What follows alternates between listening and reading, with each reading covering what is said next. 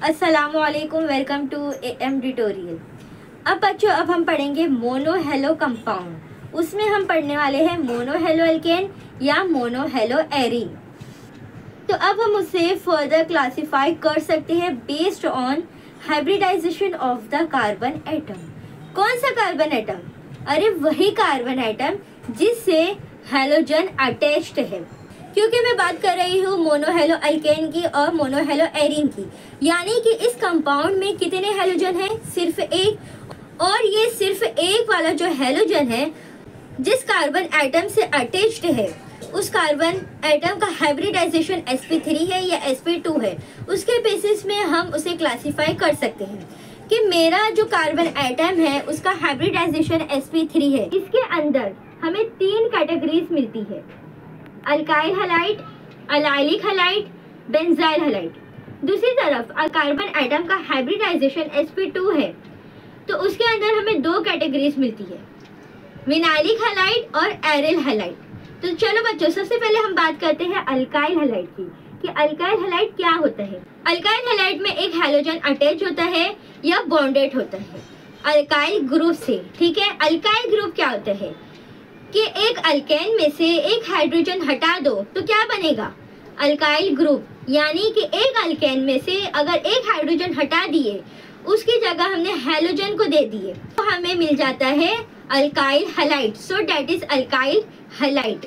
तो सबसे पहले हम उसकी हाइब्रिडाइजेशन देखेंगे कि मैंने बोली कि अल्काइल हैलाइड उस कैटेगरी में फॉल करेगा जहां कार्बन की हाइब्रिडाइजेशन होती है sp3।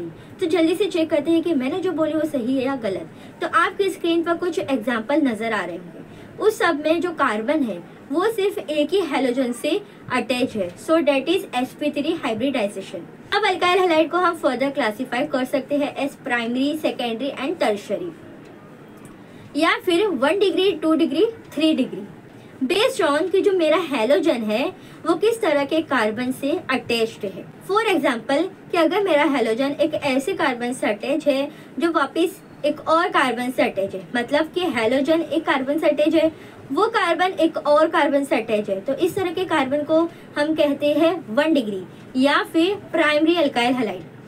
वही मेरा हैलोजन एक ऐसे कार्बन से अटैच है जो वापस 2 कार्बन से अटैच है, तो इस तरह के कार्बन को हम कहेंगे 2 डिग्री या फिर सेकेंडरी अल्काइल हैलाइड। और अगर मेरा हैलोजन एक ऐसे कार्बन से अटैच है जो वापस 3 कार्बन से अटैच है, तो इस तरह के कार्बन को हम कहेंगे 3 डिग्री या फिर टर्शरी अल्काइल हैलाइड। तो अब हम डिस्कस करने वाले हैं अलाइलिक हैलाइड। अलाइलिक हैलाइड क्या होता है? अलाइलिक मतलब होता है दोस्त। तो यहाँ पर कार्बन कार्बन डबल बॉन्ड का कुछ रोल है। क्या रोल है?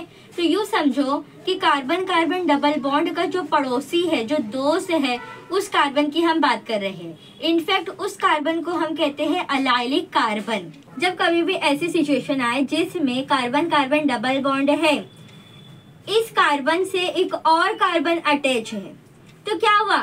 वो पड़ोसी कार्बन हुआ, तो उस कार्बन को हम कहते हैं अलाइलिक कार्बन। ये कार्बन कार्बन डबल बॉन्ड का पड़ोसी है।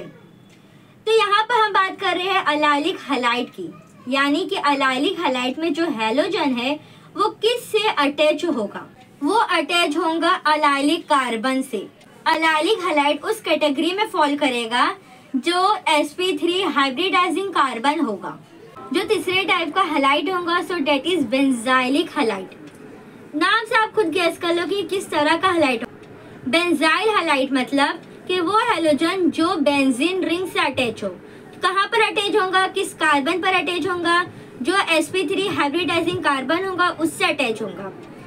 sp3 हाइब्रिडाइजिंग कार्बन बेंजीन रिंग के अंदर तो नहीं हो सकता, तो हमारा बेंजीन कुछ इस तरह दिखाई देता है, तो जहाँ पर अल्टरनेटिव डबल बॉन्ड होता है, तो इनमें कोई भी sp3 हाइब्रिडाइजिंग कार्बन तो नहीं है। यानी कि बेंजाइलिक हैलाइड में मैं बात कर रही हूँ एक ऐसे कार्बन की जो बेंजीन रिंग से अटैच हो।